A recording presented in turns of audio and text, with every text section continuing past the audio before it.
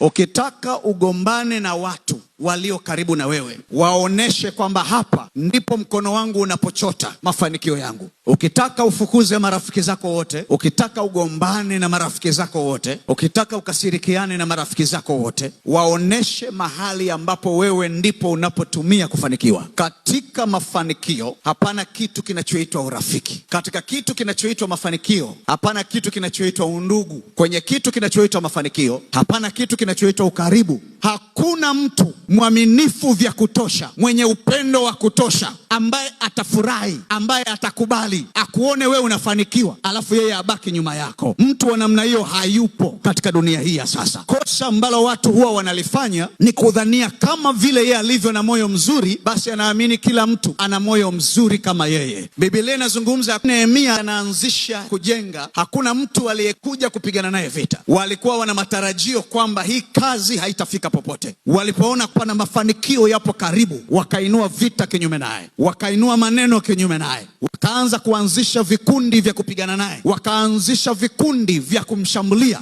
Mwanzoni wakamsogelea kama marafiki na wakatuma wajumbe wakamwambia, twende mahali tukafanya ibada ili kusudi tukuombe mambo yako yaende vizuri. Lakini Nehemia alipoingia kwenye magoti, Mungu akamwambia, usiende pamoja nao, hao sio marafiki, ni maadui wamekuja kwa jina la urafiki. Hawana mpango na mafanikio yako, wana mpango na anguko lako. Nehemia akasikia sauti akasema, hawa ni maadui, siendi pamoja nao.